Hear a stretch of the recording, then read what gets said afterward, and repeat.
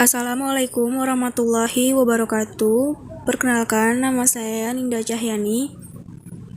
Di sini saya perwakilan dari kelompok akan membuka presentasi mengenai kolaborasi argumen tentang revisi Undang-Undang Pemilu membuat koalisi di DPR terbelah.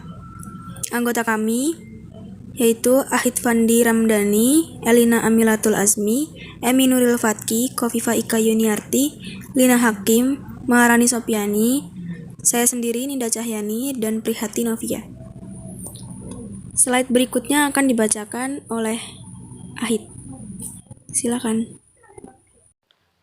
Baik, dalam video tersebut dijelaskan bahwa terdapat tawar-menawar politik tentang revisi Undang-Undang Pemilu dan Pilkada yang akan dilaksanakan pada tahun 2024 dan akan dinormalkan pada tahun 2022 dan 2023. Kemudian dari video tersebut juga dijelaskan Pilkada akan dilakukan serentak juga sudah ditetapkan, yaitu pada tahun 2024.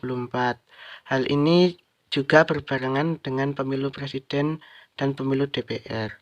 Untuk selanjutnya akan dipresentasikan oleh Elina. Silahkan. Yang berarti bahwa pemilu presiden dan pemilu legislatif akan berlangsung di 271 pilkada. Dasarnya pada Undang-Undang Nomor 10 Tahun 2016 tentang pemungutan suara serentak nasional dalam pemilihan gubernur dan wakil gubernur, bupati dan wakil bupati, serta wali kota dan wakil wali kota di seluruh wilayah negara Kesatuan Republik Indonesia yang dilaksanakan pada November 2024. Yang menjadi permasalahan adalah pada tahun 2022 akan ada 7 gubernur dan 17 gubernur di tahun 2023 yang berakhir masa jabatannya, yaitu Gubernur Jakarta, Banten, Bangka Belitung, Gorontalo, Sulawesi Barat, Papua Barat, dan Aceh. Baik, saya akan meneruskan analisis revisi Undang-Undang Pemilu dari EMI.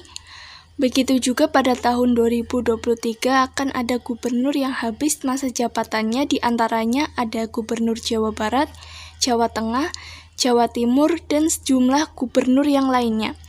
Jikalau undang-undang tersebut akan dipakai, maka akan ada sejumlah gubernur yang dipilih tahun 2020, yang masa jabatannya tinggal 3,5 tahun atau 4 tahun.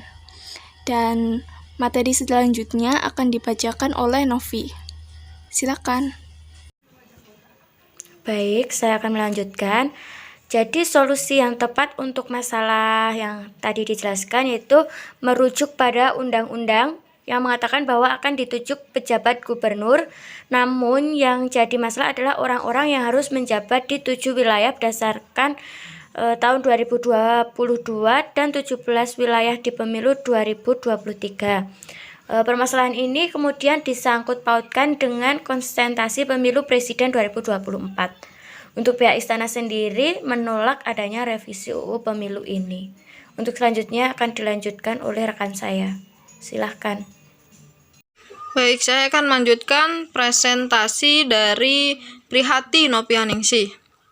Atas adanya revisi Undang-Undang Pemilu ini, koalisi partai di pemerintahan Jokowi terbagi menjadi dua. Ada yang setuju, yaitu Partai Nasdem, PKS, dan Demokrat. Alasannya karena terlalu banyak pelaksana tugas, terlalu banyak pejabat gubernur yang dikosongkan. Dan argumen yang kedua mengacu pada pemilu pada tahun 2019.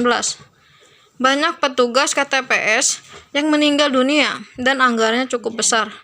Itu yang membuat posisi Nasdem, PKS, dan Demokrat setuju untuk melakukan revisi Undang-Undang Pemilu dan setuju adanya normalisasi pilkada. Untuk slide berikutnya akan dijelaskan oleh Hovifa Ika. Silakan Hovifa Ika. Baik, saya akan melanjutkan presentasi dari Maharani.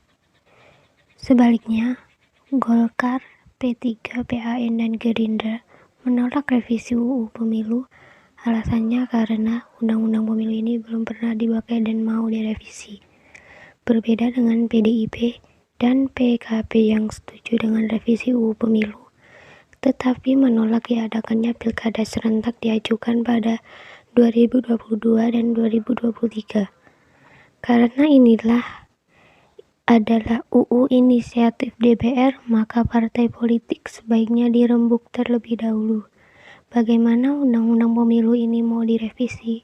Pilkada mau dinormalisasi atau jadi seperti apa? Dan tawar-menawar inilah yang sedang terjadi. Sekian presentasi dari kami. Wassalamualaikum warahmatullahi wabarakatuh.